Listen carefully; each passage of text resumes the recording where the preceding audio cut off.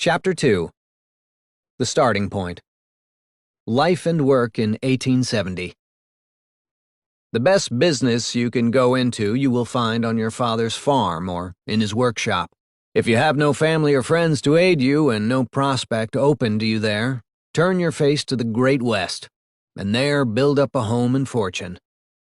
Horace Greeley, 1846. Introduction. This history of the standard of living in the United States begins in 1870, when the standard of living was low by today's standards, but hardly primitive.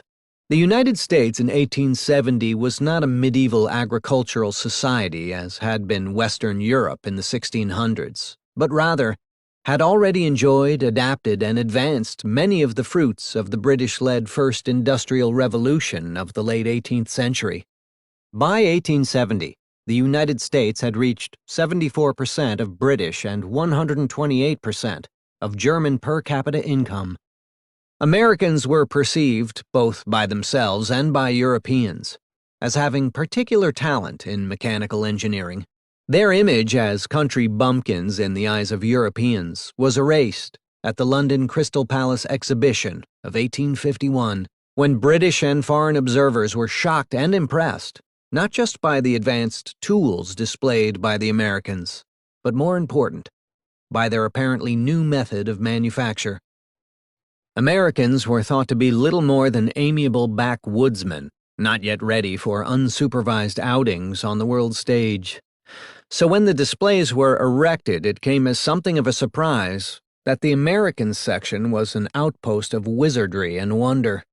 Nearly all the American machines did things that the world earnestly wished machines to do: stamp out nails, cut stone, mold candles, but with a neatness, dispatch, and tireless reliability that left other nations blinking.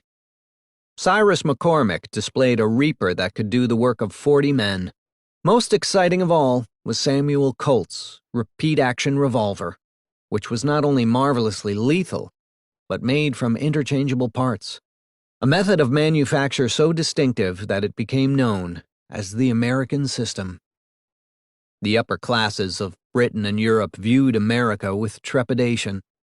One did not need multiplication tables to infer that with rapid population growth resulting from its high birth rate and unfettered immigration, the United States would soon have a population greater than that of any European nation. Indeed, the population of the United States surpassed that of the United Kingdom, including the whole of Ireland, in 1857, and that of newly united Germany in 1873. A more serious challenge for the Europeans was the set of manufacturing skills that the United States steadily developed in the mid-19th century, as exemplified by the 1851 Crystal Palace reaction. The two most famous European observers of America in the 19th century were Alexis de Tocqueville and James Bryce. Because Tocqueville's 2 volumes of Democracy in America were published in 1835 and 1840, they describe an earlier era than the America of 1870 examined in this chapter. More relevant, then, is Bryce's The American Commonwealth, a work of evocative historical description, comparison, and analysis, based on the author's 5 trips to America in the 1870s and 1880s, in which Bryce painstakingly reproduced the travels of Tocqueville. The Bryce narrative poses a central challenge for this chapter. Was the American standard of living in 1870 pathetic and pitiable, or was it surprisingly agreeable and pleasant? Much of the available descriptive literature on living conditions of 1870 portrays a dismal existence of week-long household drudgery for housewives and dangerous back-breaking working conditions for husbands. Life was short. Large families were crammed together in small living spaces. Much food and clothing was home-produced, and such marketed goods as could be afforded were mainly raw food and dry goods. For example, fabrics for making clothes at home. But Bryce saw American life not from the perspective of contemporary well-off Americans pitying the poor or of later generations looking back after decades of progress, but with the acute eye of an English professor of history and law. To him, the American standard of living was high, not low, and his many explicit comparisons with England and the European continent reveal that the majority of Americans were better off than their European counterparts. After dismissing the astonishment of upper-class Europeans at any suggestion that life in America, where refinements were just beginning to appear, could be any better than in Europe, he provided his core rebuttal. In Europe, if an observer takes his eye off his own class, he will perceive that, by far, the greater number led very laborious lives. In England, the lot of the labourer has been hitherto a hard one, incessant field toil, with rheumatism at 50 and the workhouse at the end of the vista. In Connecticut and Massachusetts, the operatives in many a manufacturing town lead a life far easier, far more brightened by intellectual culture and by amusements than that of the clerks and shopkeepers of England or France. The essential core of his observation, that the life of the American working class was better than that of counterparts in England and France, cannot be dismissed. Indeed, living conditions for a substantial share of Americans living in small towns and rural areas were actually much better than in Europe. The dismal urban conditions applied only to certain large eastern cities, and may have been better than the standard among the lower classes in European cities of smaller size. However, we must be cautious not to paint too glowing an image of the 75% of Americans living in rural areas, because 26% of the 1870 U.S. population lived in the states of the old Confederacy, and as we shall see, their living conditions were dismal in 1870, and had deteriorated significantly from their state in 1860 because of Civil War destruction. Bryce could retain his optimistic assessment in part because he traveled in the North and West, but apparently little, if at all, in the South. The America of 1870 cannot be assessed without a firm grasp of the percentage distribution of the population. 50% northern and western rural, 25% largely rural southern, and 25% urban, mainly in the North and Midwest. As the urban percentage began its inexorable rise decade after decade, living conditions for many rural to urban migrants deteriorated, and the ranks of city dwellers were swelled by immigrants who never experienced rural life at all, at least within the United States. Just as the country-to-town migration in Britain reduced the standard of living of the average worker during 1800 to 1830, so the urbanization of America after 1870 also reduced the average standard of living of working-class Americans. The Golden Spike as a symbol of America in 1870. A quintessential symbol of the American advance and future promise is captured by the 1869 hammering of the Golden Spike that united the Transcontinental Railway. This story combines the British invention of the railroad, rapidly adapted to the much larger landmass of the United States, with the American invention of the telegraph. The event happened at noon on May 10, 1869, at Promontory Summit, Utah. That moment was a pivotal episode in world history, as Leland Stanford pounded a golden spike with a silver hammer, and in an instant, ended the isolation of California and the Great West from the eastern half of the United States. Just as important, symbolizing the revolutionary increase in the speed of communication achieved by the 1844 invention of the telegraph and first 1858 undersea ocean telegraphic cable, the famous message, "Done," was transmitted within a second to the entire United States, Canada, and the United Kingdom. This was the first time that news of an epical event had been greeted with such celebration by so many people at the same time. Across the nation bells pealed. Even the venerable Liberty Bell in Philadelphia was rung. Then came the boom of cannons, 220 of them in San Francisco, 100 in Washington, D.C., countless fired off elsewhere. It was said that more cannons were fired in celebration than ever took part in the Battle of Gettysburg, A correspondent in Chicago caught exactly the spirit that had brought the whole country together. The festivity was free from the atmosphere of warlike energy and the suggestions of suffering, danger, and death which threw their oppressive shadow over the celebrations of our victories during the war for the Union. The joining together of the nation through a transcontinental railroad and instantaneous telegraphic communication together symbolize how much the American standard of living had improved by 1870. After millennia in which the life of rural farmers remained little changed since the days of ancient Rome, the first industrial revolution had begun to spread its bounty in many directions before 1870, particularly in the form of steam engines, cotton gins, railroads, steamships, telegraphic communications, and rudimentary agricultural machinery that greatly eased the burden of human labor on the farm. If the beginning of the first industrial revolution dates to 1750, the pace of its improvement in living standards was relatively slow, as documented in numerous histories, including that of Joel Mokyr. The year 1870 is chosen for the starting date of this book not just because a wide variety of economic data are available only back to 1870, but also because the pace of advance picked up markedly in the 3 decades after 1870. All the fruits of the great inventions of the Second Industrial Revolution, many of them never included in statistics on GDP, were yet to come in 1870. In that year, light was obtained from candles, whale oil, and town gas. And most motive power in manufacturing came from steam engines, water wheels, and horses.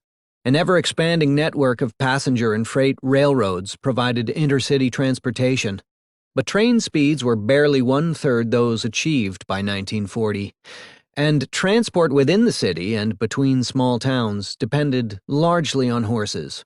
Most people lived close enough to factories to walk to work. Counting Americans in 1870, native-born, foreign-born, and fertile. The U.S. population reached almost exactly 40 million people in the year 1870.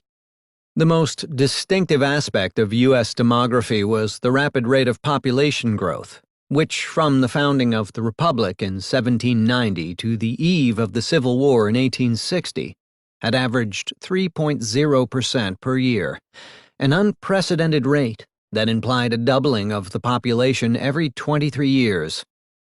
After 1860, the population growth rate slowed to 2.3% during 1860 to 1890, 1.9% during 1890 to 1910, and 1.4% during 1910 to 1930.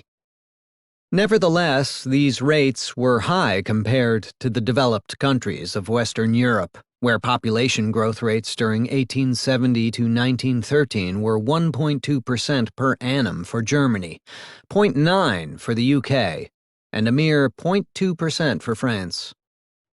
As early as 1798, Thomas Malthus commented on the high fertility and large family sizes in the United States, which he attributed to the extreme cheapness of farmland.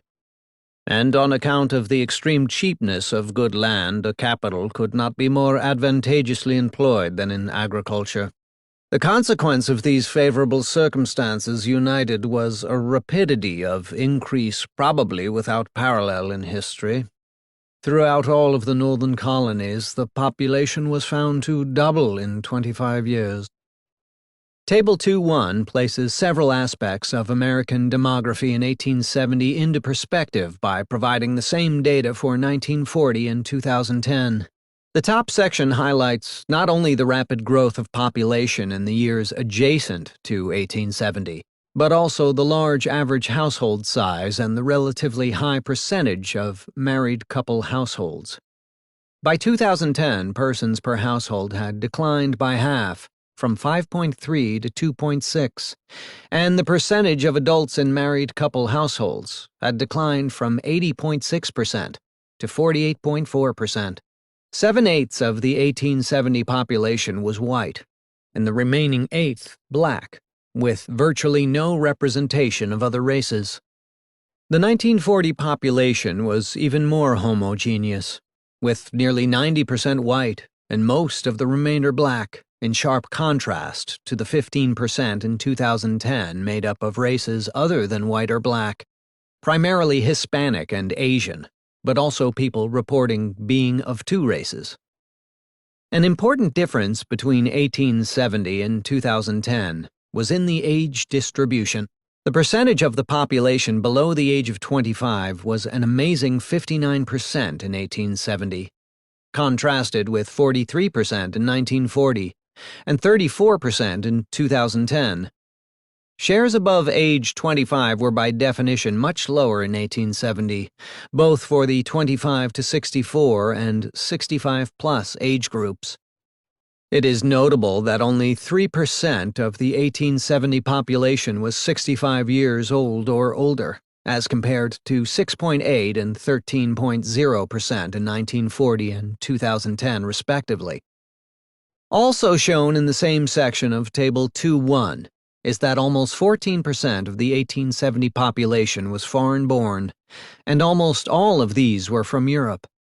In contrast, nearly 9% of the 1940 population and 12% of the 2010 population were foreign-born, whereas the 1940 foreign-born population was heavily European. Almost all the 2010 foreign-born population originated from outside of Europe, more than half from Latin America, and most of the rest from Asia.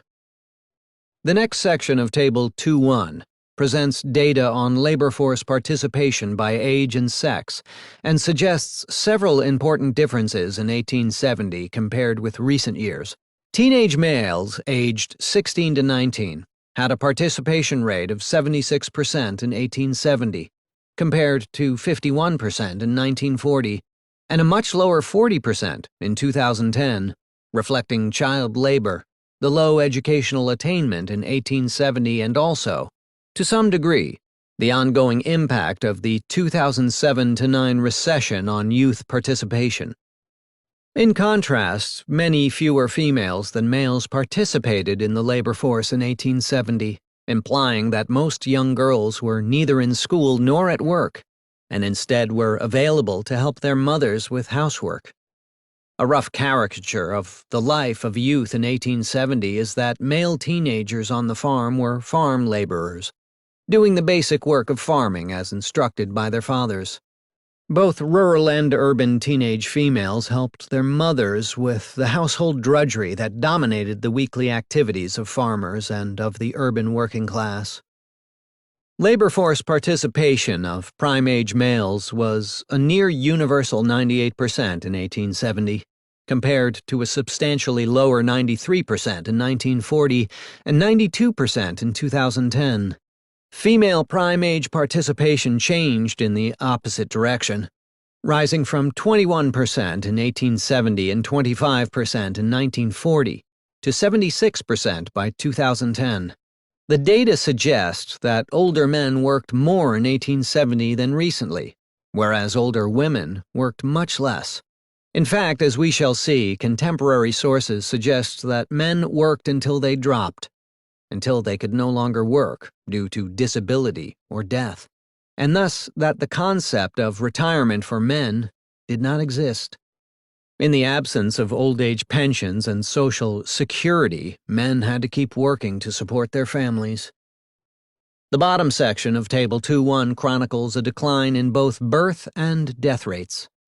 By today's standards, fertility rates in 1870 were astonishing: 4.6 for whites and 7.7 for blacks, and substantially exceeded the peak fertility rate of 3.7 reached at the height of the post-war baby boom in 1957 to 58. The fertility rate of white mothers in 1870 was twice as high as in 1940 or 2010. For black mothers, this rate was nearly 3 times as high in 1870 as in 2010. However, by 1870, the white fertility rate of 4.6 had already declined substantially from the rate of 7.0 recorded in 1790.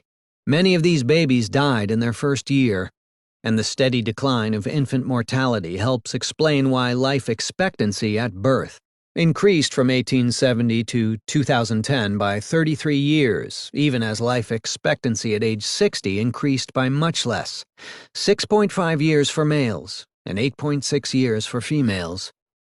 A picture emerges of a young, rapidly growing population, with most households consisting of married couples living together while having lots of babies, some of whom died during or soon after childbirth. Families were large, and households headed by single males or females, whether never married, widowed, or divorced, were quite rare. The relatively rapid growth rate of population was spurred by a combination of a very high fertility rate together with a rapid rate of immigration. Michael Haynes has estimated that natural increase accounted for half of U.S. population growth between 1790 and 1920, in the sense that the natural increase of those present in 1790 would have led to a population of 52 million in 1920, in contrast to the actual 1920 population of 106 million. Immigration and the fertility of the immigrants, who arrived after 1790, accounts for the remaining half of population growth. From roughly 1850 on, foreign-born households had a higher fertility rate than native-born, partly because of early marriage ages and a higher percentage of marriages. Where did Americans live in 1870? About 35% lived in New England and the Middle Atlantic states, that is, between Maine and Washington, D.C. Another 35% lived in the East and West North Central states, which included both West Virginia and Kentucky. Another 26% lived in the 11 states of the old Confederacy. This left only about 4% in the vastness of the Mountain and Pacific states. Exactly a quarter of the total population was classified as urban in 1870. Most of the urban population lived in the northeast portion of the nation, east of the Appalachians and north of Virginia.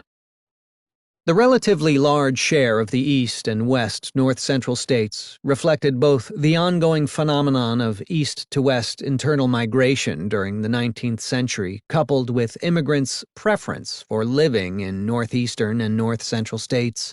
Immigrants flocked to climates with which they were familiar, which helps explain why so many Scandinavians wound up in Minnesota.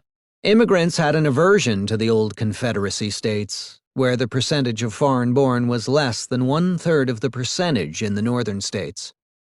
No matter which direction they went, except south, immigrant settlers could find people who spoke their language and who shared their geographic and cultural roots. A Swedish immigrant inadvertently confirmed how chain migration patterns were shaping the ethnic makeup of rural America when he related, "West of us there live nothing but Swedes for a distance of about 16 miles. East and south and north of us live a mixed population of Americans, Germans, and Bohemians, Negroes, and Mexicans. So it is certainly a strange mixture." Consumer spending. How could so many live on so little? Consumption expenditures in 1870 were about 76% of GDP. Multiplying this ratio by the per capita GDP estimates cited at the beginning of this chapter yields implied consumption expenditures per capita of $2,808 in 2010 prices. Most contemporary American households would be incredulous that people could have kept body and soul together for only $54 per week in today's prices, including food, clothing, and shelter. If we link together price indexes from the most reputable sources, the ratio of average consumer prices in 1870 to those in 2010 is 7%. This means that per-person consumption in the current prices of 1870 was $3.80 per week, or $197 per year. Because the average household had 5 members in 1870, the implied average household consumption was $983 per year. Our main contemporary reference to assess this $983 number is the 1874-75 budget study by the Massachusetts Bureau of Labor Statistics, hereafter MBLS. This survey of 397 wage earner families reports an average consumption level of $738. The survey included only wage earners, of whom roughly half were skilled. Excluded were salaried employees, professionals, and proprietors. So, allowing for higher incomes in the excluded groups, it is quite possible that average consumption per household was close to the $983 number, derived indirectly from the macroeconomic time series. How could the families of 1870 have lived on so little?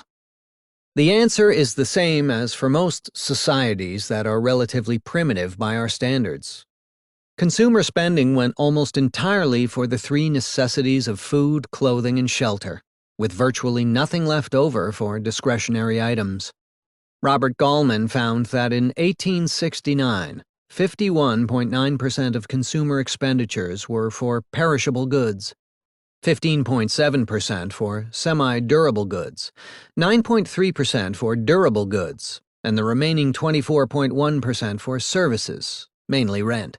The first column in Table 2.2 displays these Gallman numbers for the four major categories of consumer expenditures.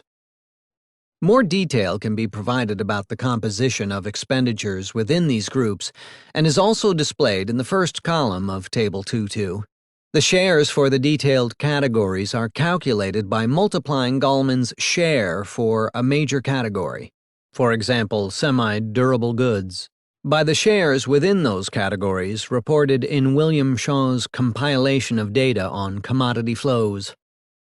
About 87% of perishable spending was for food, and the remainder for tobacco products, drugs, printed material, and fuel/lighting products.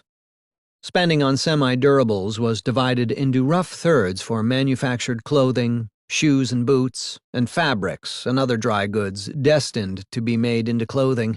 A tiny share remained for toys, games, and sporting goods. In the durable goods category, about half of spending was on furniture, cooking apparatus, floor coverings, and other household furnishings.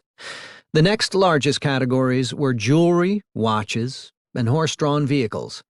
The remainder was scattered across chinaware, utensils, musical instruments, luggage, and burial monuments and tombstones. No information is available for the distribution of the 24.1% share of services between rent and other services. Table 2.2 also provides consumer expenditure shares for 1940 and 2013. Some categories are combined to match the subcategories in the 1869 data. Comparing the expenditures from 1869 to 1940 and 2013, we find stunning differences. The share of food for off-premises, mainly home, consumption declined from 44.3% in 1869 to 22.3% in 1940, then even further, to 7.6 by 2013. The residual perishable category, mainly heating and/or lighting fuel, likewise declined from 7.6% to 1.6% between 1969 and 2013.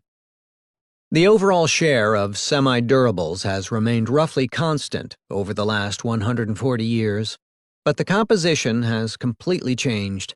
The shares of clothing, footwear, and dry goods plummeted from 14.9% in 1869 to 10.1% in 1940 and 3.1% in 2013.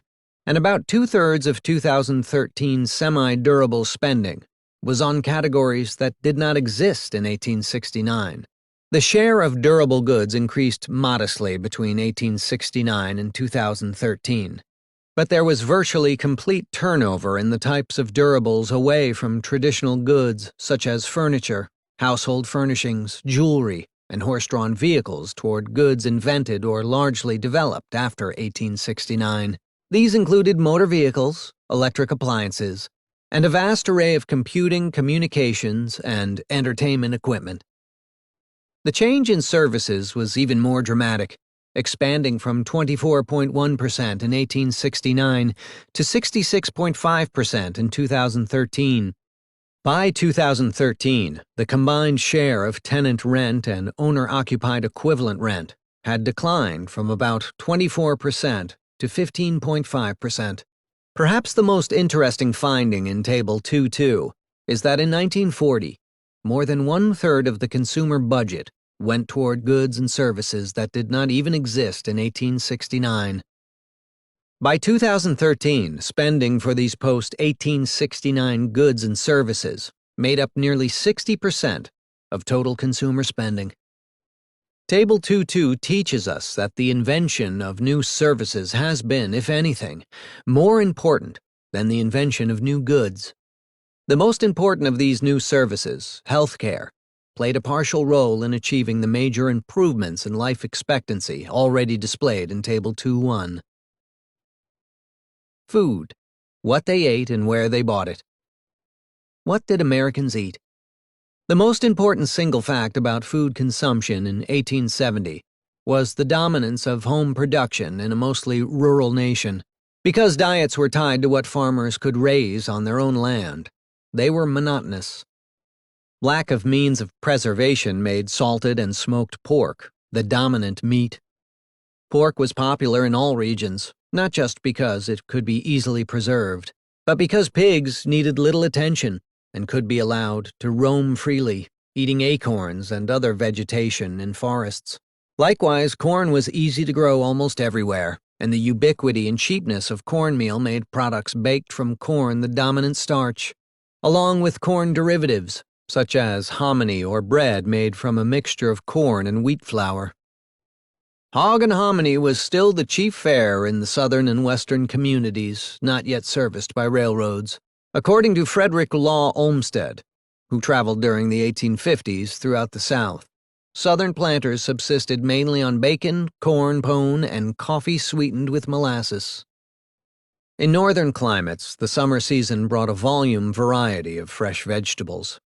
Because leafy vegetables spoiled, plantings were dominated by types that could be stored or preserved, including turnips, pumpkins, and beans. In the South, few vegetables other than corn were eaten in the summer because of spoilage caused by heat and humidity. Though white or Irish potatoes were a staple in the North, in the southern states they matured too early and could not be stored in the hot climate, forcing Southerners to rely on the sweet potato, which did not mature until autumn. Although vegetables were homegrown on farms and in urban backyards during the summer, only root vegetables and dry beans were available in the winter. Fruits were largely missing from the American diet of 1870, except for apples, which could be stored for several months. Fresh fruit was little eaten because it spoiled rapidly, and much of what was available was made into cider and brandy. Fruit from trees could be made into jam and preserves, but in newly settled areas, fruit was scarce, for fruit trees took years to mature. Chocolate, tea, and particularly coffee were the beverages of choice almost everywhere. The coffee pot could almost stand beside the six-shooter or the covered wagon as a symbol of the Old West. Iced tea had become common in eastern cities by 1870. Milk and water were also consumed in large quantities, but there were continuing problems with impure water and diluted milk. We take up this issue in Chapter 3. Even in 1870, Americans ate relatively well compared to Europeans. Available data for 1870 estimate a total of 3,029 daily calories per capita in the United States, as compared to about 2,500 in the UK for the same period.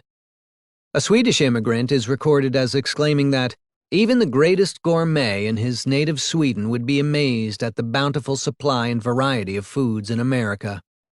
The English novelist Anthony Trollope found the United States to be one of the few countries in the world where meat was eaten 2 or 3 times daily. Doubtless the American diet provided plenty of calories, and evidence of malnutrition was limited to individuals or families living in poverty, mainly in large cities. Yet immigrants had to adjust to the monotony of food available on the frontier and missed many of their traditional foodstuffs. Because most European immigrants had lived closer to the sea in Europe than in America, they missed fish. In particular, the Swedes missed salt herring, and those from Central Europe missed really good sweet sour rye bread. Closely related to food consumption was another perishable commodity: tobacco. Production of manufactured cigarettes was only 13 per capita in 1870. In that year, brand names were few, as exclusive trademarks date from federal legislation passed in 1881. A mere 120 trademarks existed in 1870, as compared to more than 10,000 registered in the year 1906 alone.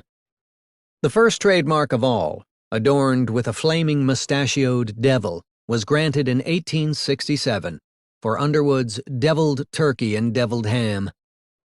Preservation of food was primitive in 1870. Although the icebox had been invented in the 1860s, it did not become common until the 1880s. Also missing in 1870 was the refrigerated rail car, invented in 1871, which in the last part of the century greatly expanded the variety of available food items, including chilled Midwestern beef sent to the urban Northeast, and California-grown lettuce sent everywhere. Before the development of centralized slaughterhouses and refrigerated rail cars, beef reached the city on the hoof, shipped live from the west in slow trains. The starved cattle were virtually dead on arrival. Harper's Weekly complained in 1869, "The city people are in constant danger of buying unwholesome meat. The dealers are unscrupulous, and the public uneducated." Meat or fowl for sale were hung on racks or placed on market counters, and according to the New York City Council of Hygiene in 1869, undergo spontaneous deterioration, becoming absolutely poisonous. Another contemporary 1872 source complained of cartloads of decayed fruit such as bruised oranges and rotten bananas. Kitchen equipment in 1870 did not yet reflect the many advances of the late 19th century. The kitchen sink was made of wood, with a grooved wooden drain board. Iron and porcelain sinks were still in the future. Wood and coal remained the principal fuels for cooking. Gas stoves had been invented but were considered dangerous, and indeed, there were numerous reports of explosions. Because most cooking, particularly in farm households, was done on the hearth rather than in enclosed stoves, preparing food was time-consuming, and food was cooked with the intention of serving leftovers for most of the cooked items. If a typical cornmeal pudding was served for dinner, its remnants might be sliced, fried, and served with milk or molasses for the next day's breakfast. When a meat stew was served at the midday meal, supper might consist of cold meat and potatoes, saved from the stew. The gradual increase in the urban fraction of the population diminished the importance of the hot midday meal, for the husband had to be sent off to his work with simple food, including sandwiches made from leftover meat and dessert consisting of leftover pie. In 1870, the words processed and purchased were only marginally relevant to a population that was 75% rural. Most Americans lived on farms in 1870 and produced much of their food and clothing at home. Typical frontier farmers raised livestock for meat, grew potatoes and other vegetables, and when geography was favorable, grew wheat for flour. But they still needed a cash income to purchase sugar, coffee, spices, and other basic foodstuffs that could not be produced on the farm. And they also needed enough cash income to buy clothing, or at least fabric to make homemade clothing, as well as cooking utensils and the most basic of farm implements. The standard source of both food and dry goods, for example fabrics for making clothes, was the closest country store. It was customary for the counters and shelves along the store's right side to hold dry goods, and for those on the left to hold groceries, tobacco, and patent medicines. The colorful packaging of consumer goods was still in the future, so in the country store of 1870, goods were displayed primarily in bulk in barrels, jars, bins, and sacks. Customers had to wait while their orders were filled by clerks, who spooned out and weighed the coffee, tea, sugar, and other bulk products. Home production and the country store were supplemented by small specialized urban markets in the large cities, as well as street vendors selling a variety of items. The rural equivalent of the street vendor was the itinerant peddler who traveled from town to town, sometimes bringing unusual goods that the country store did not stock. Both in the country and the city, most goods were sold on credit. Fixed prices were rare until the development of the department and chain stores later in the 19th century. The time-consuming process of waiting while individual orders were sold from bulk containers was prolonged by the need to haggle over price. It was not uncommon for higher prices to be charged to those of higher status and economic position. Clothing made with fabric, needle, and thread. Soon after 1870, a marketing revolution changed how clothing was sold, with the simultaneous development, between 1875 and 1910, of the large urban department store and the mail-order catalog, as described in Chapter 3. But in 1870, the production and distribution of clothing was much more primitive. In both the city and the countryside, women and their daughters spent much of their time making clothing for themselves. A smaller share of boys' and men's clothing was made at home, and a larger share bought at urban shops and rural general stores. Most rural adults had just one or two sets of everyday clothing, shirts and pants for men and simple dresses for women. Depending on income, the adults might have a set of better clothing for church or social occasions. The younger children were clothed with hand-me-downs. Modern standards of cleanliness did not apply. Working clothes were washed at most once per week and were filthy after days of hard labor in dirty surroundings. The portion of clothing that was purchased on the market rather than homemade was greater for middle and upper-class families. For wealthy families, clothing were made to order in exclusive shops in the large cities or even ordered from Europe, as did Scarlett O'Hara in an early 1860-61 segment of the movie Gone with the Wind. But even for the middle class, clothing for women was primarily made at home. Families who had money hired seamstresses to help with clothing, but only rarely to do the whole task. Usually a seamstress fashioned and cut the dresses, leaving the actual needlework to the women of the family. Thus, the 1870 clothing shopper did not yet benefit from the main innovations of the department store, including fixed and low prices, a money-back guarantee, and much greater variety. A central topic in Chapter 3 is the innovations that occurred after 1870, which were distant dreams or unimagined progress for farm families and urban households alike in 1870. For most, the roof overhead was not a tenement. More than for food and clothing, any discussion of housing conditions in 1870 must make a central distinction between the 75% of the population classified as rural and the remaining 25% classified as urban. Many contemporary accounts of wretched living conditions of urban working-class households, most notably that by the reformer Jacob Riis, refer to New York City tenements. However, these were not typical of living conditions among the urban working class in other cities. In 17 of the 25 largest American cities in 1890, multifamily dwellings made up less than 5% of the housing stock. Urban workers were much more likely to live in simple single-family cottages than in multifamily walk-up tenements. In addition, urban conditions differed substantially from the housing owned by the average American farm household. A continued theme of this chapter is what the households of 1870 did without. That is, those major sources of improved living standards that were invented and developed over the subsequent 7 decades, between 1870 and 1940. The share of homes that had electricity in 1870 was exactly 0. The share of central heating and indoor plumbing was very close to 0. For instance, the hot water radiator was invented only in the late 1850s, implying that there was little central heating in 1870. The lack of central heating meant that a fuel, whether wood or coal, had to be hauled into the dwelling unit and the ashes removed. Despite all the work that this hauling entailed, the dwellings of 1870 remained cold in the winter.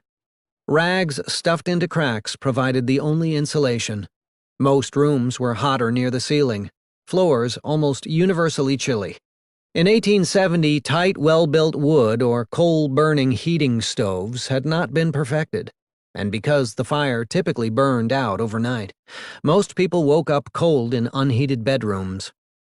The lack of electricity meant that any chores or reading done after dark required a device with a flame, whether a set of candles, a kerosene lamp, invented in 1855, or a lamp fueled by town gas, available in some cities since the 1820s, but typically too expensive for the working class.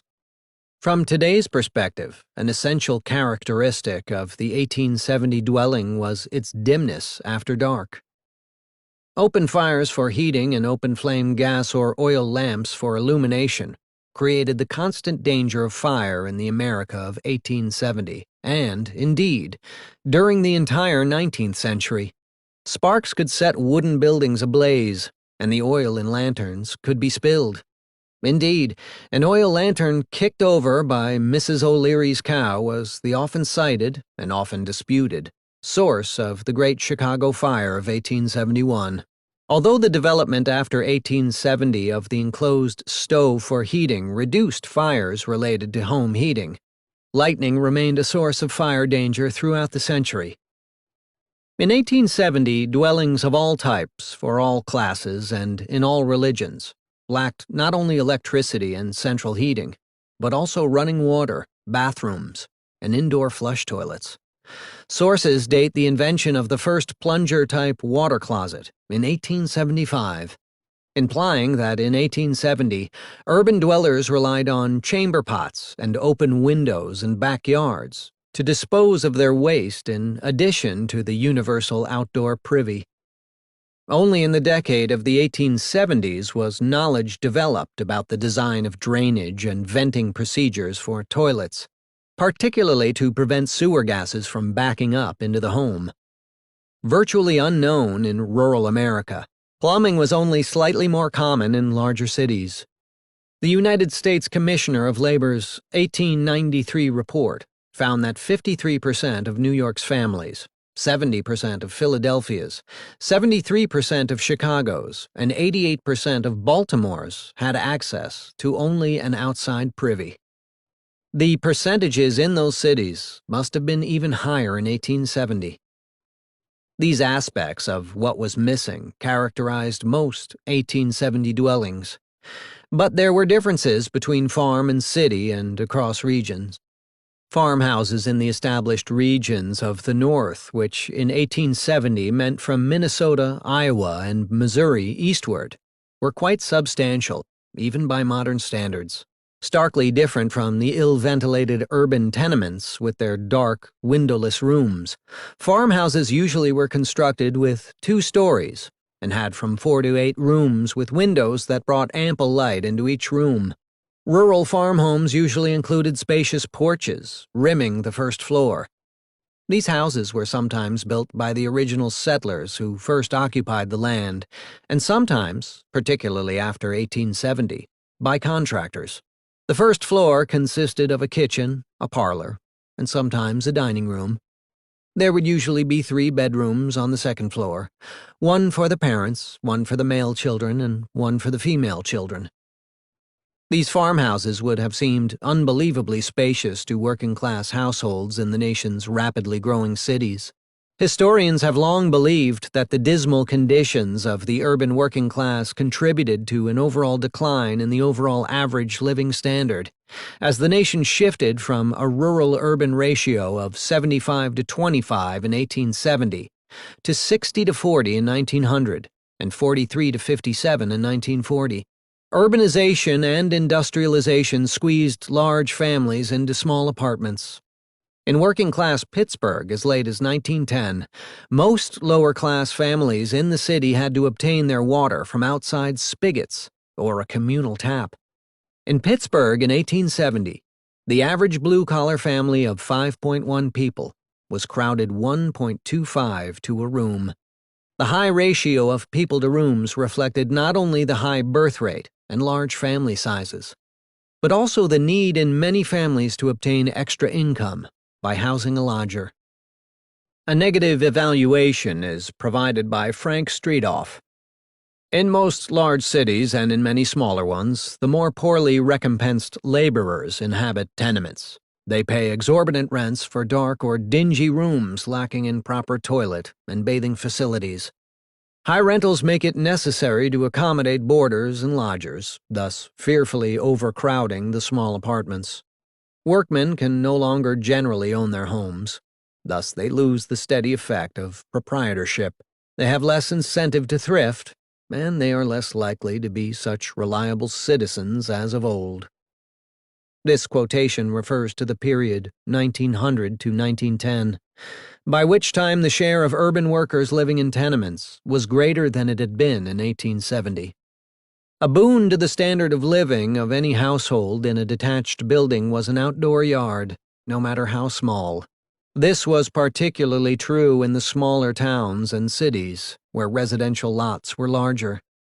A seed store proprietor who had lived in Muncie, Indiana since the Civil War estimated that 75 to 80% of the town's families gardened in 1890. Parlors and servants, life at the top.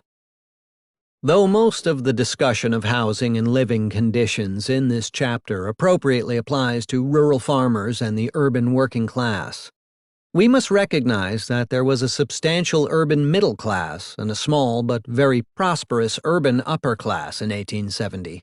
The most obvious evidence of the middle class is archaeological, in the sense that we can walk down streets in most of the older cities and inner suburbs of the urban northeast and north-central states and view the houses of the middle class of that day. There are many examples of 1870-era middle-class houses in every city of the Northeast, from Cambridge, Massachusetts to Washington, D.C. Block after block of architecturally significant houses can be viewed on house tours in Charleston, South Carolina, and Savannah, Georgia. And these houses were built to last. There are currently many such houses for sale, built in 1870 to 75, in states ranging from Maine to Arkansas to California, and in between, now easily viewable online. Who had enough money in 1870 to purchase these houses, which cost roughly $3,000 to $10,000 to build in the nominal dollars of that time? We can gain some perspective from the occupational distribution of 1870 discussed shortly, in which 8% of households were classified as managers, professionals, or proprietors. People in these occupational groups were the initial occupants of the iconic 19th-century brownstones of New York City and the substantial Italianate and Queen Anne houses built in cities and towns throughout the northern tier of states. One proposed definition of the middle class in the late 19th century encompassed any household that kept a servant. Table 2.3 later this chapter shows that in 1870, 7.8% of the members of the workforce were classified as domestic service workers. Assuming that almost all these worked outside the farm sector, roughly 15% of non-farm families employed a service worker. By this reckoning, the 1870 share of the middle class could plausibly be fixed at roughly 15%, with the remaining 85%, the working class. Most of the descriptive literature on the middle-class home of the late 19th century refers to the period after 1875. From the perspective of 1870, virtually all the progress of the late 19th century was still in the future. Gas fires would become common in the 1880s, and gas cookers in the 1890s, and the electric light bulb would become available only in the 1880s. Middle-class houses built in 1870 may look impressive from the outside as we walk by them today. But inside, as originally constructed, they lacked all the amenities that began to change the world in the late 19th century. Rails, horses, and dust. The movement of goods and people. The 1869 ceremony of the Golden Spike, already described, tied together a sprawling nation that could now travel from Boston to San Francisco by rail, albeit slowly by today's standards. Yet long-distance travel was too expensive for most, making local transit of greater concern. Within cities in 1870, horse-drawn trolleys and carriages still dominated, as they would for the subsequent 2 decades. Poor roads, slow horse-drawn carriages and carts, and a lack of communication isolated the rural family in 1870. Even assuming that the household owned a horse, making trips into town feasible by carriage, the roads barely existed and were pitted with ruts and pools of mud after rains. Travel speeds were extremely slow. Though newspapers could afford to send telegraph dispatches across the country by 1870, neither the telegraph nor mail service reached the western farmers of 1870. Rural free delivery was still 2 decades in the future. However, enormous progress in the distribution of mail was underway in the years immediately before and after 1870. George Armstrong began in 1864 to establish the movable railway post office cars that greatly accelerated the distribution of mail. Passenger trains that ran at relatively high speeds were equipped with postal cars, carrying postal clerks, sorting the mail as the train sped along. At the end of each line, mail, already sorted, would be handed over to connecting trains going in different directions. Armstrong, who died in 1871, had lived long enough to see his system of railroad postal cars established throughout the nation. For all the accolades accorded the railroads by commentators in the late 19th century, and for all the enormous progress that they enabled, the transportation revolution enabled by the steam engine was incomplete. Steam railroads did cross the country by 1870, but this did not help the urban worker in the daily task of transportation from home to factory or office. For intra-urban transportation in 1870, the horse was the central actor in the drama, as The Nation reminded its readers in an 1872 article. "We have come almost totally to overlook the fact that our dependence on the horse has grown almost pari passu with our dependence on steam. We have opened up great lines of steam communications all over the country, but they have to be fed with goods and passengers by horses.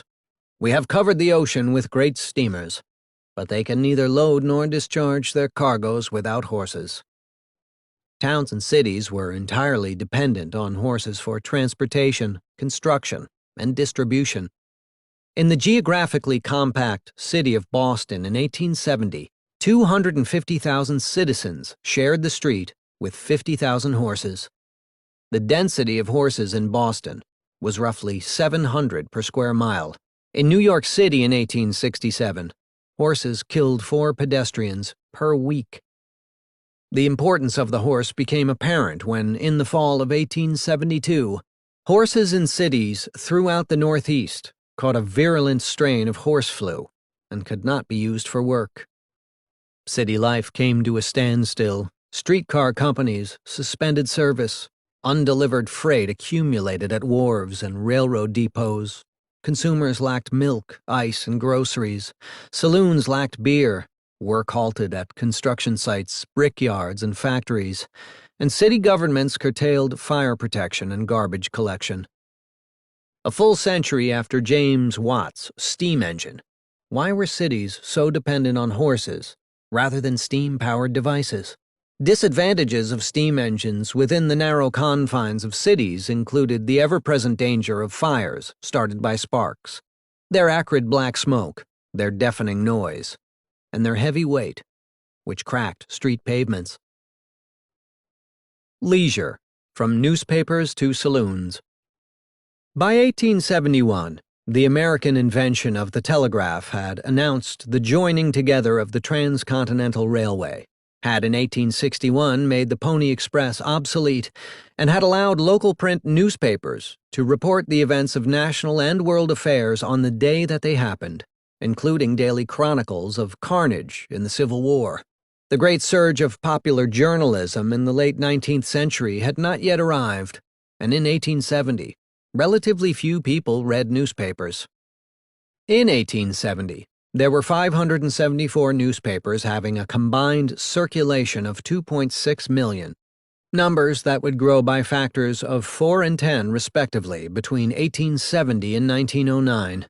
Furthermore, In 1870, the telephone, phonograph, motion picture, and radio had not yet been invented.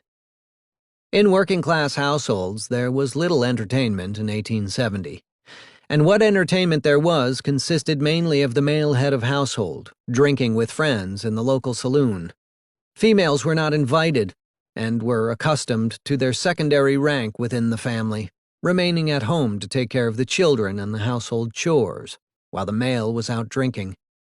The saloon as a leisure space, clearly distinct from home, thus gave workers a more comfortable and appealing place to spend their leisure time. Thus, few women went to saloons, as it offered social entertainment almost exclusively for men.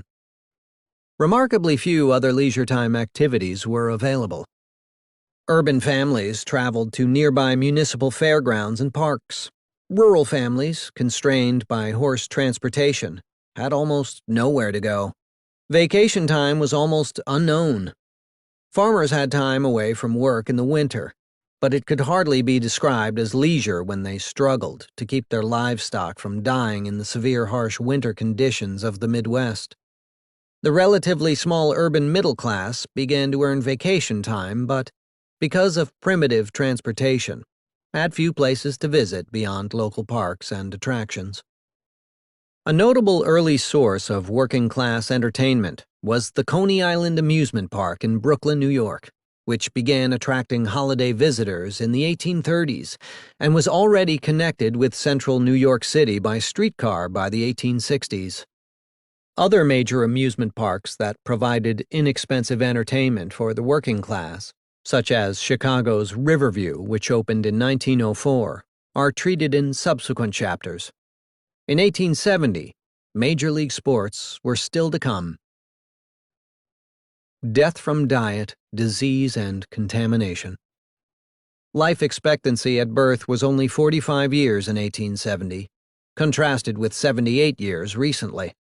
This change is much greater than the improvement of life expectancy at age 65, reflecting the precipitous decline of infant mortality, which in 1870 was 176 per thousand. Kleinberg attributes high infant mortality to poor living conditions, particularly poor sanitation, and places special emphasis on the lack of contamination protection in milk distribution. The quality of milk could be a critical factor in infant mortality, for the tendency toward early weaning grew during these years. Most American births in 1870 took place at home, aided by a midwife or perhaps by other women from the neighborhood. Deaths were common not only in the first year of birth, but also during childhood and adolescence. There was no effective treatment for most diseases. Besides intermittent epidemics of yellow fever, cholera, and smallpox, there was the ever-present influenza, pneumonia, typhus, scarlet fever, measles, whooping cough, and above all, tuberculosis. Industrial accidents were a frequent cause of death for male heads of households. A distinctive feature of the medical profession in 1870 was the lack of licensing, which was gradually introduced state by state after 1870. There was no system to screen out physicians who had little education or who had trained at inferior institutions. Medicine was divided into warring camps by differing philosophies of medical practice. Particularly popular in the northeastern cities in 1870 was homeopathic medicine, which was based on the beliefs that diseases could be cured by drugs that, when given to a healthy person, produced the same symptoms as the disease to be treated, that the effect of drugs was greatest when administered in extremely small doses, and that nearly all diseases were the result of a suppressed itch, or psora. The opposing school of eclectic medicine was based on herbal medicine and opposition to excessive drugging and bleeding. In 1870, America was on the cusp of a wave of medical reform described in Chapter 7, which began with the appointment of Charles Eliot as president of Harvard in 1869, and the death in 1873 of Johns Hopkins, a Baltimore merchant who gave an enormous gift by the standards of the time to establish a new hospital and university. The state of the medical profession in 1870 is best described by a contemporary comment of Eliot's. The ignorance and general incompetency of the average graduate of American medical schools at the time when he receives the degree which turns him loose upon the community is something horrible to contemplate. In 1870, the United States was primarily an agrarian nation, but urbanization was proceeding rapidly and brought with it a host of public health problems. Part of the problem was diet. Heavy on meat and starch and light on fruits and vegetables, the typical 1870 diet resulted in calcium deficiency, rickets, pellagra, scurvy, and constipation. A further health toll was levied by hard physical labor and the ongoing impact of dwelling conditions that were usually too hot or too cold, poorly ventilated, smoky from coal and wood fires and gas or oil lighting, and insect-ridden. Though window screening had been invented around the time of the Civil War, it was not recognized in 1870 as a potential solution to the problem of insects. As windows and doors were left open for ventilation in the summer, insects, which have been described as the national bird of the 19th century, flew freely between human and animal waste outside the food on the table. Water was infected as well, leading to an outbreak of typhoid fever almost every summer. By 1880, only 1/3 of urban households were equipped with water closets. However, prior to the development of urban sewer waste systems, these water closets drained into existing privy vaults and cesspools. The 2 decades preceding 1870 witnessed the first development of combined sewers, which handled stormwater and waste together. However, many of these sewers, including in Chicago and New York City, emptied into rivers with no filtration. In 1873, the president of the New York Board of Health declared that the rivers were great natural purifiers. Though it is true that flowing water gradually purifies human waste through a process called oxidation, the process did not happen quickly enough to prevent both cholera and typhoid fever from becoming virulent waterborne diseases. The first instance of filtration of water in the United States occurred between 1870 and 1872, but widespread adoption of water filtration did not occur until the early 20th century. Part of the improvement in the standard of living after 1870 occurred with the gradual replacement of horses by vehicles powered by the internal combustion engine. As already seen, urban life in 1870 was dominated by the omnipresent horse, and this, too, had a health aspect. The average horse produced 20 to 50 pounds of manure and a gallon of urine daily, applied without restraint to stables and streets. The daily amount of manure worked out to between 5 and 10 tons per square mile. Carcasses of dead horses often lay in the streets for days, creating a public health menace. However bad the state of health in the northern and western states, it was much worse in the South. Southerners during the Civil War suffered from substandard nutritional intake and a lack of basic sanitation, making them more prone to illness after the war. Peacetime mortality rates increased in the South between 1860 and 1870. Matters were made worse by an epidemic of hookworm disease, its physical symptoms anemia and loss of energy. In the course of a few summers, a healthy family may become pale and puny. Once industrious, they become languid and backward in work. Once prosperous, they fall into debt. Once proud, property-owning people, they are reduced to tenancy and poverty. In the warm, humid climate, many southern cities were more prone to epidemics than their northern counterparts. In September 1873, yellow fever, cholera, and smallpox struck Memphis simultaneously. Of 7,000 people who caught yellow fever, 2,000 died. More than half of the 40,000 inhabitants temporarily left the city. Memphis had virtually no sewer outside its business district, and filth from open gutters accumulated in adjacent bayous. Work, hot and dirty for men, and drudgery for their wives. This book is about not just the standard of living from the viewpoint of the consumer, but also the quality of working conditions both outside and inside the home. Table 2.3 displays the distribution of occupations for 1870, 1940, and 2009. Details are provided for 12 occupational groups and are aggregated into 4 major groups.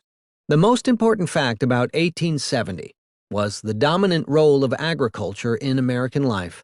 46% of the workforce was engaged in farming, including both farmers and farm laborers. Blue-collar occupations predominated in the non-farm sector, divided roughly in thirds among craftsmen, operatives, and laborers. Service work was relatively less important, and the majority of service workers were domestic servants.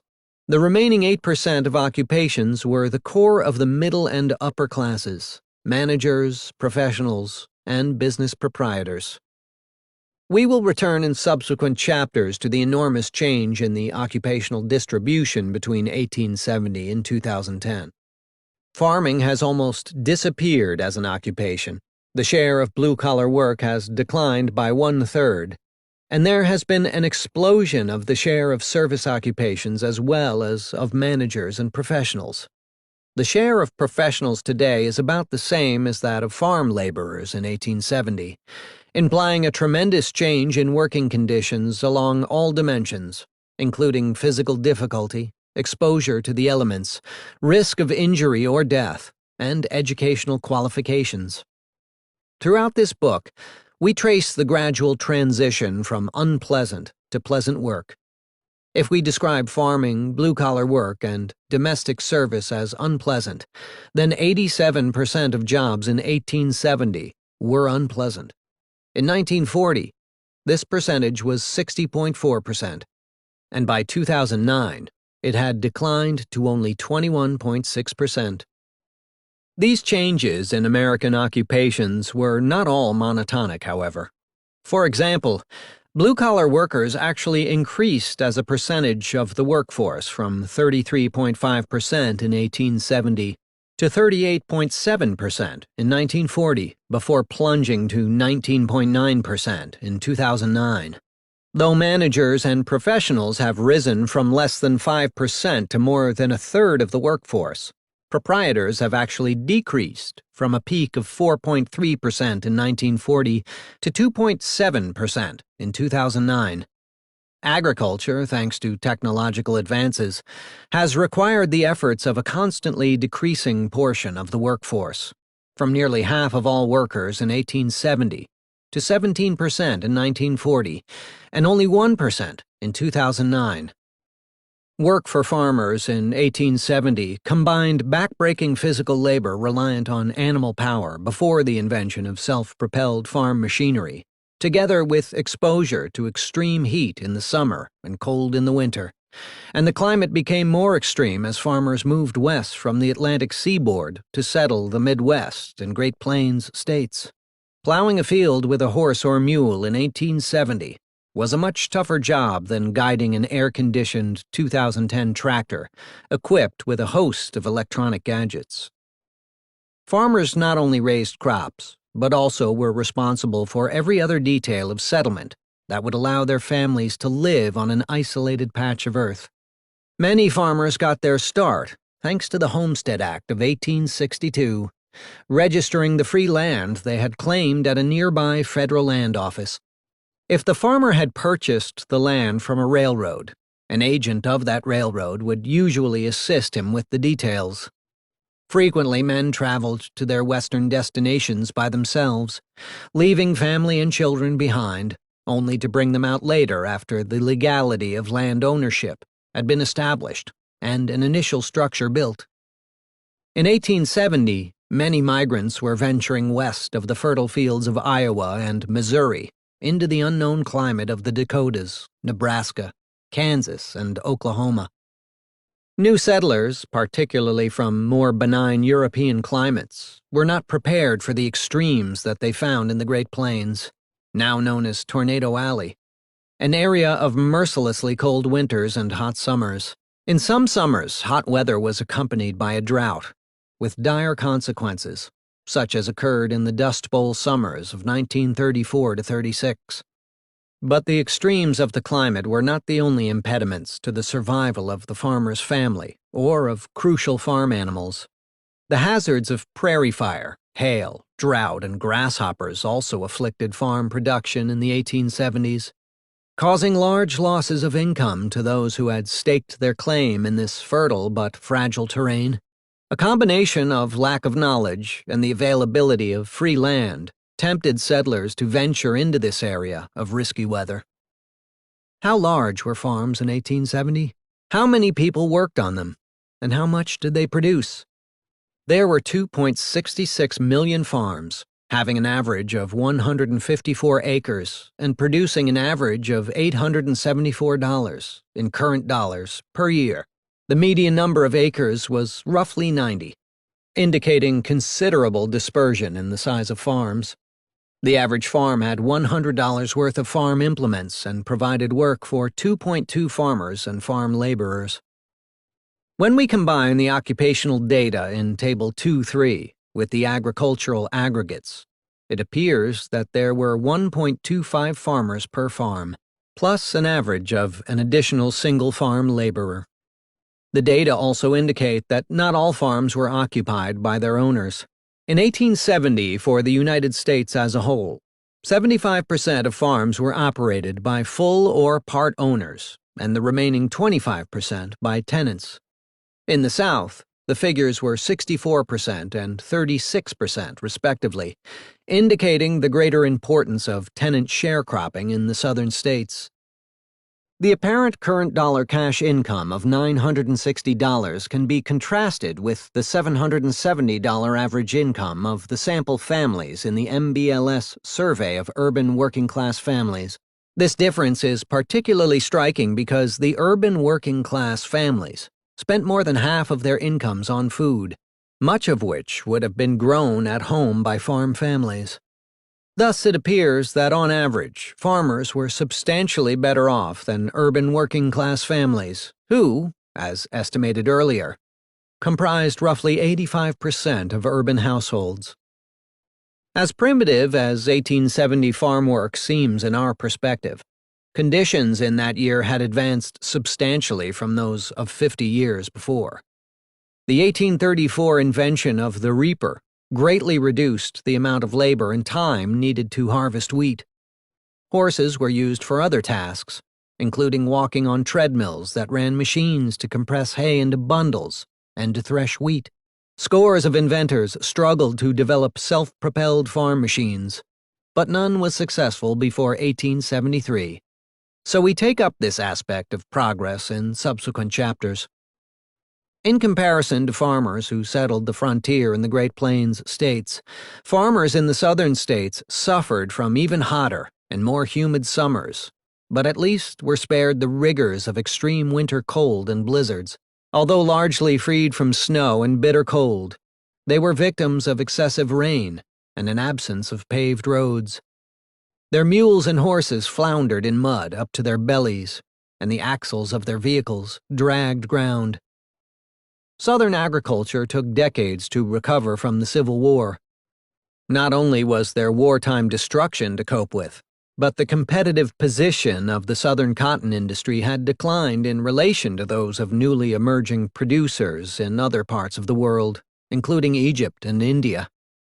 Observers also blamed the problems of Southern farmers on high tariffs that raised the prices of imported machinery and consumer goods, exorbitant railroad rates, a common complaint in all regions, and tight credit, the result of ongoing deflation that pushed up real interest rates. A more controversial diagnosis of the drop in per capita income was the Fogel-Engerman argument that the plantation system was more efficient than uncoordinated production by individual farmers. After the slaves were freed, they no longer produced as much as they had under a system of harsh physical control. A broader diagnosis of inefficiency is offered by Lawrence Larson. The South entered the 1880s with an agricultural system unsuited to the needs of a free market. Land barons and country merchants presided over a fragmented economy in which sharecropping stifled individual enterprise. One of the most remarkable aspects of urban working-class life in 1870 was the sharp separation of the roles of men and women. The male household head was responsible for earning the income needed to support the family. Any teenage sons were pressed into work activities to provide extra household income. Women and daughters were expected to stay at home and keep the household running by a repetitive set of weekly chores involving washing, ironing, hauling water, cleaning, and cooking. Working-class men interviewed in 1871 were vocal about the harsh working conditions of the wage system. There was no room for complaint or discontent. "There is no redress here, no appeal. The byword is, if you don't like it, get out. There is intimidation, cruelty, and dishonesty." As had occurred a few decades earlier in England, skilled craftsmen resented the incursion of the machine and, with it, the regimentation of factory life. Was there mobility between classes?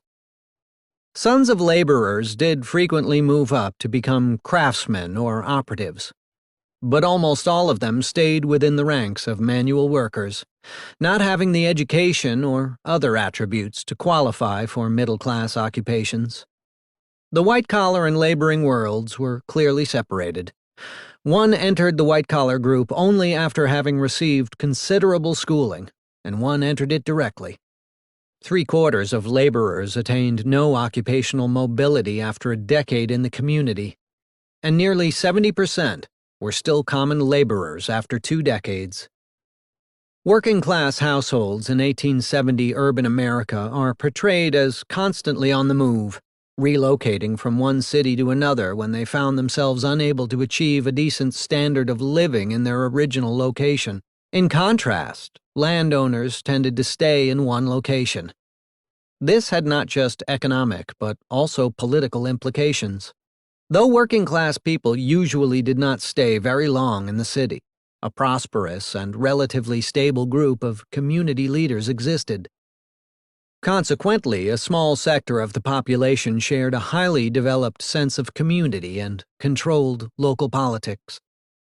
The variety of occupations in 1870 and the density of urban life can be illustrated by the composition of establishments in a single block of downtown Philadelphia.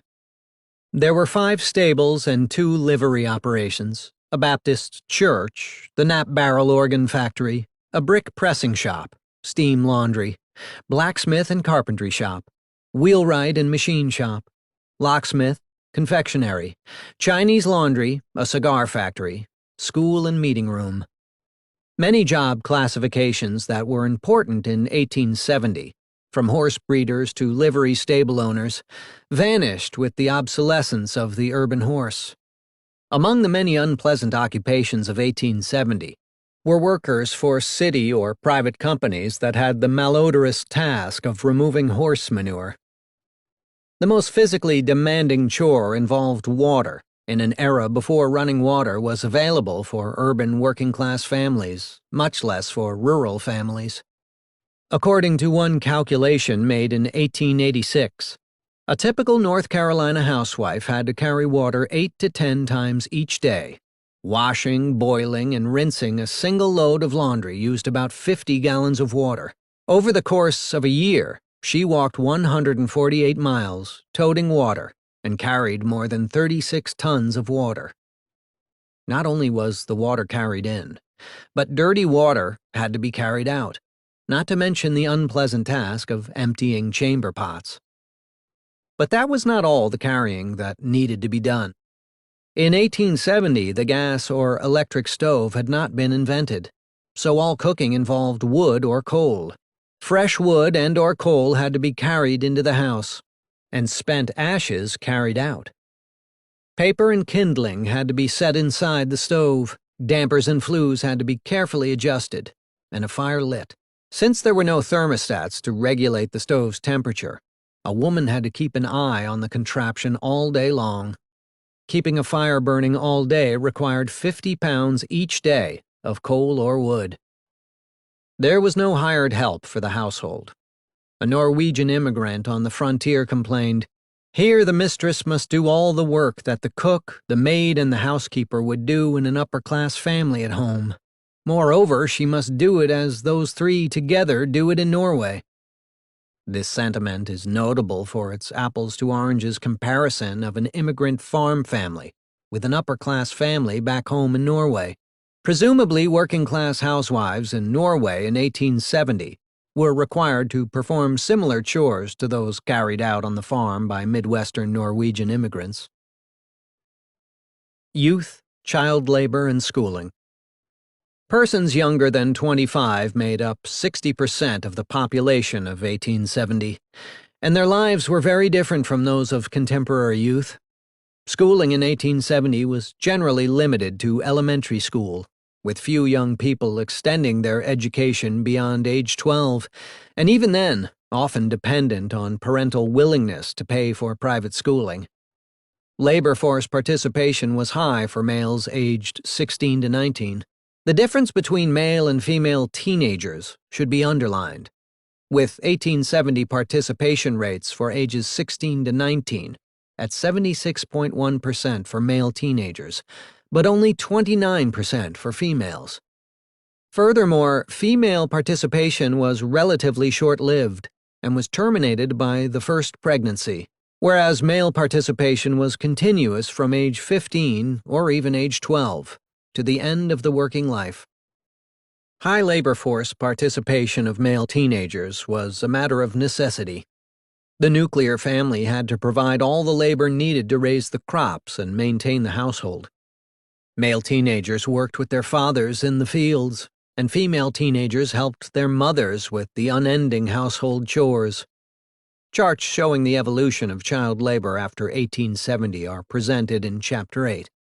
In 1870, the United States was still an agricultural society, and the school year was timed to allow a long summer break for farm children to help their fathers in crop nurturing and harvesting. Albert Fishlow compared educational practices in the United States with those in the major relatively rich European nations and concluded that the U.S. education was comparable. Native-born Americans were largely literate by 1870, and the remaining cases of illiteracy involved immigrants to the northern states or former black slaves in the South. Though there was virtually no participation in secondary or higher public education in 1870, elementary education was well developed. Elementary schools emphasized numerous measures that would help blend together the multilingual children of a society having a high population of foreign-born immigrants. Most notably, there was an emphasis on order, efficiency, and regular attendance and punctuality by the students. What were then called common schools, that is, elementary schools, had developed during 1840 to 1870. It seems that school enrollment was almost universal for children ages 10 to 14 by 1860. Literacy was significantly higher for males than females in 1870, and both school attendance and literacy lagged significantly behind in the southern states. There were overwhelming problems faced in the education of blacks in the southern states.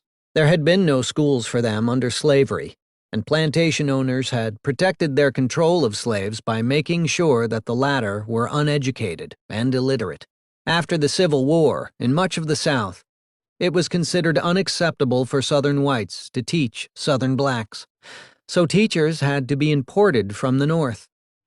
By 1868, countless missionary organizations, teachers, and government and military officials had migrated to Mississippi intent upon educating, uplifting, and protecting former slaves. Educational efforts, often organized through black churches, emphasized the most rudimentary reading and writing skills at a level far below that of the nearby white population. Just as the youth share of the population was very large in 1870, so the population share of those 65 and older was a very small 3.0%. Viewed from the perspective of today's golf-playing retirees living in their gated communities, the life of the aged was quite miserable in 1870. There was no social security program, so male heads of households had to support their families as they aged. But they were mainly farmers or manual laborers, and their productive capacity declined with age. Farmers could rely increasingly on their sons, if they had sons. But the urban working class was not so lucky. Earning power declined dramatically after the age of 50, and the skilled wage worker entered old age with bleak prospects. Kleinberg concurs that the manual workers no longer had the physical strength or agility required by the mill owners. Conclusion: Modern America at dawn. The typical 1870 household faced not just stark limitations on the quantities of consumer goods that it could afford, but also the difficulty of the work effort by both males and housewives required to earn the income to buy these goods. The greatest hardship was the unrelenting toil of the rural and urban housewife, who not only had to carry out the daily physical task of moving clean and dirty water, coal, wood, and ashes, but also had to expend further labor, making food and clothing that future generations would be prosperous enough to purchase, ready-made. Many of the aspects of life in 1870 that stand out from our perspective as uniquely unpleasant are not recognized by GDP at all.